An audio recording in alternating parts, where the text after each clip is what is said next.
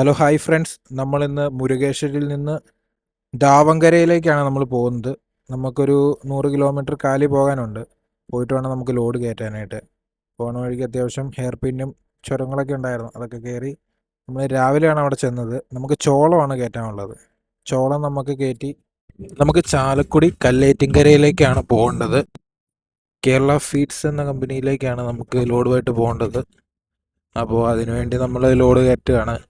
ഇതിപ്പോൾ കുറേ വില്ലേജുകളിൽ നിന്നും കുറേ ഷോപ്പുകളിൽ നിന്നൊക്കെ ഈ ചോളം കൊണ്ടുവന്ന് അവിടെ സ്റ്റോക്ക് ചെയ്തിട്ട് അവിടെ നിന്നാണ് എല്ലാം കൂടെ ഒന്നിച്ചാണ് ലോഡ് ചെയ്യുന്നത്.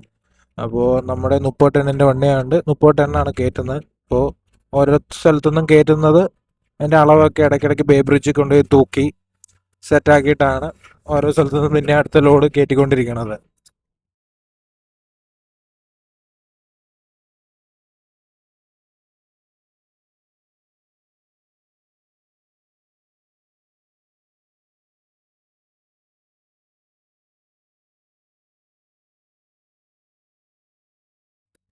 നമ്മുടെ 8 മണിയായപ്പോഴത്തേനും നമ്മുടെ ലോഡ് മൊത്തം കയറി. ഇനി നമ്മളത് കെട്ടാനായിട്ട് പോവാണ് പായ. അത് നമ്മുടെ അവിടെ പണിക്കാറുണ്ട്. ചെറിയൊരു പൈസ കൊടുത്താൽ മതി, അവർ അത് കെട്ടിത്തരും. അത് കഴിഞ്ഞിട്ട് നമ്മൾ ബില്ലും കൂടെ കെട്ടിക്കഴിഞ്ഞാൽ നമ്മൾ വൈകിട്ട് തന്നെ പോരും.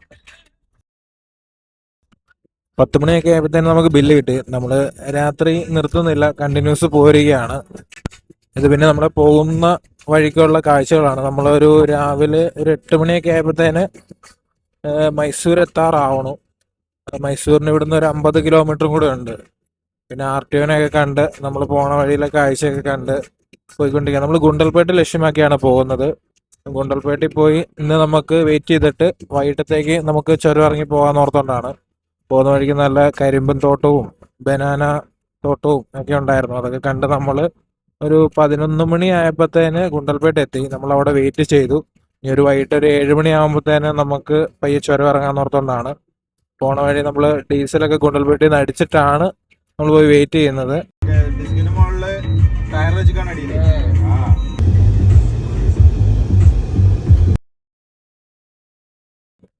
നമ്മൾ വയനാട് കൂടിയാണ് പോകുന്നത്.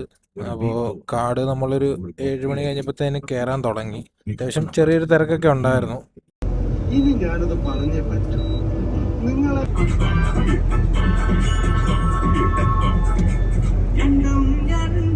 നമ്മൾ കാട് കയറി കഴിഞ്ഞ് ചുരം ഇറങ്ങാൻ പോവുകയാണ്. ചുരത്തിന്റെ അവസ്ഥ എന്താ, തിരക്കുണ്ടോന്ന് അറിയില്ല, നമുക്ക് നോക്കി പോകാം.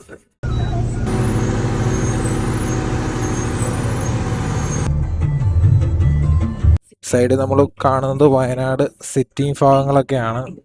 മനോഹരമാണ് കാഴ്ചകളൊക്കെ കാണാൻ.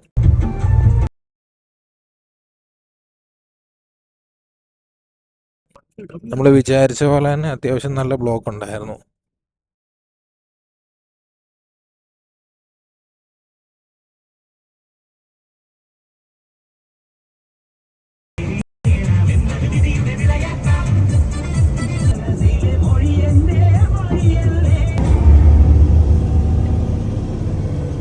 എല്ലാവർക്കും ഒരുപോലെ തിരക്കായതുകൊണ്ടാണ് നമ്മൾ ഈ താമരശ്ശേരി ചുരത്തിൽ എപ്പോഴും തിരക്ക് വന്നുകൊണ്ടിരിക്കുന്നത്.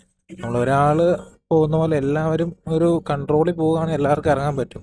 നമ്മുടെ നാട്ടുകാരാണെങ്കിലും കൊണ്ട് കയറ്റി വെച്ച് തരും. പിന്നെ എന്ത് ചെയ്യാൻ പറ്റും, ഇത്ര ലോഡുമായിട്ട് വരുന്ന വണ്ടിയാണെന്നുള്ളൊരു മര്യാദ പോലും ഇല്ല. ചില ചുരങ്ങളൊക്കെ അത്യാവശ്യം വലുതാണ്, അപ്പോൾ നമുക്ക് റിവേഴ്സ് എടുക്കാതെ പോകാൻ പറ്റില്ല. അതിന് പോലും ക്ഷമയില്ലാത്തവരാണ്, ഒന്ന് നിന്ന് പോലും തരില്ല. നമ്മൾ റിവേഴ്സൊക്കെ വെച്ച് പയ്യെയാണ് നമ്മൾ ഇറങ്ങി ചെല്ലുന്നത്.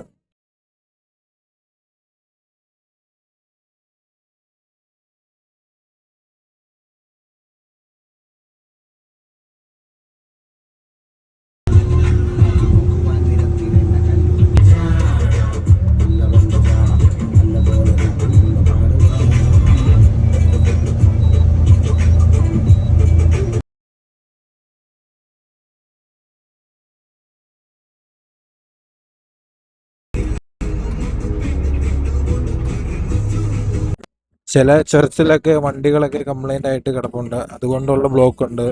രാവിലെ നമ്മൾ ഇറങ്ങുന്ന ദിവസം അത്യാവശ്യം നല്ല ബ്ലോക്ക് ഉണ്ടായിരുന്നു.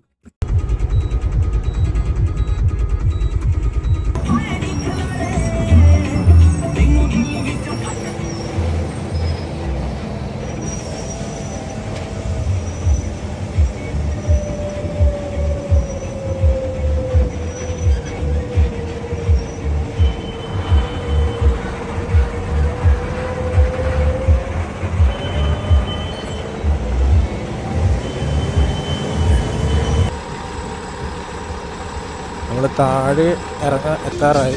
ഒരു ചായ കുടിച്ചിട്ട് ഉറക്കം, ഒരാൾക്കൊക്കെ ചെറുതായിട്ട് ഉറക്കം വരുന്നുണ്ട്. ചായ കുടിച്ചിട്ട് പോകാൻ ഓർത്തുകൊണ്ടിരിക്കുകയാണ്.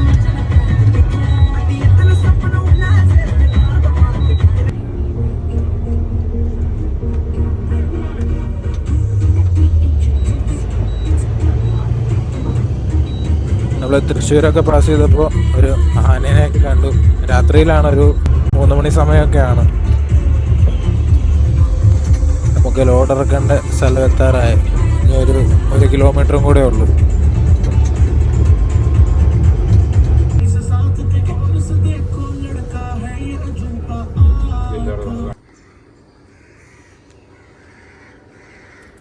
നമ്മളൊരു 6:30 കമ്പനിയിൽ കയറി എൻട്രി ചെയ്തു. അപ്പോൾ ഒരു 7 മണിയാകുമ്പോൾ പായൊക്കെ അഴിച്ചിടാനാണ് പറഞ്ഞത്. 7:30 ആകുമ്പോൾ ലോഡ് ഇറക്കാൻ തുടങ്ങുമെന്നാണ് പറഞ്ഞത്. ഇവിടെ ബാത്റൂമും കാര്യങ്ങളൊക്കെ ഉണ്ട്. ഒന്ന് ഫ്രഷപ്പൊക്കെ ആയിട്ടിരിക്കാം. നമ്മൾ പായെല്ലാം അഴിച്ചു കൊടുത്തിട്ടുണ്ട്.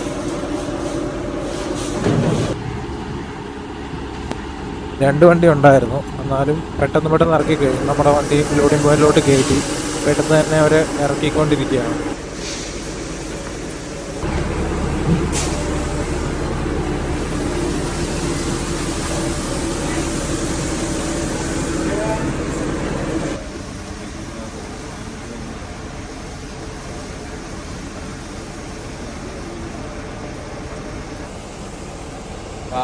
നമ്മുടെ ലോഡ് ഇറക്കാൻ കുറച്ച് സമയം എടുത്തു. അപ്പോൾ നമ്മൾ ലോഡ് ഇറക്കുന്നതൊക്കെ കണ്ടുകൊണ്ട് പുറത്ത് തണലത്തിരിക്കുകയാണ്.